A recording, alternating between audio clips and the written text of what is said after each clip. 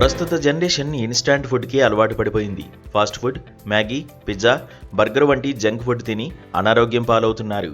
బేగంపేటలోని Calvary academy of India కొత్త ఆలోచన చేసింది. మన పూర్వీకుల నాటి అపురూపమైన వంటకాలను వెలుగులోకి తెచ్చేందుకు ప్రత్యేక ఈవెంట్ నిర్వహించింది.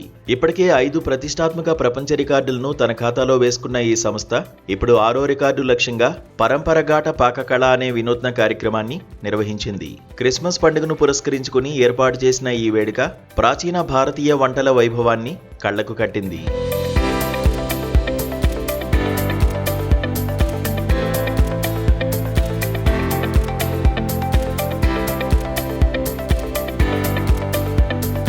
గ్యాస్ లేదు, ఆయిల్ లేదు, అంతా ప్రకృతి సిద్ధమే.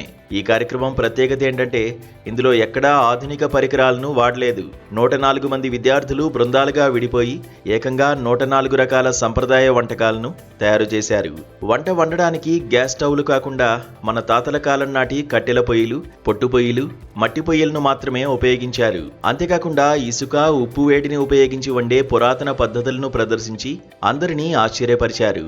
నేటి తరం ఆరోగ్య సమస్యలకు ప్రధాన కారణమైన నూనె లేకుండానే అత్యంత రుచికరమైన వంటకాలు ఎలా వండవచ్చో విద్యార్థులు ప్రాక్టికల్గా చేసి చూపించారు.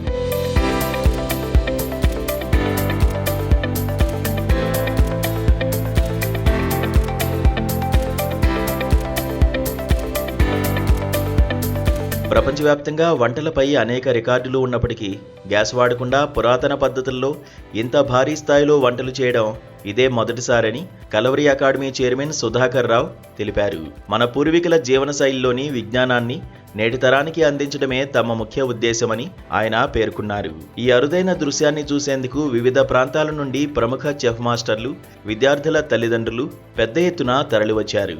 విద్యార్థుల నైపుణ్యాన్ని, వారు చూపెట్టిన సహనాన్ని చూసి వారంతా ప్రశంసలతో ముంచెత్తారు.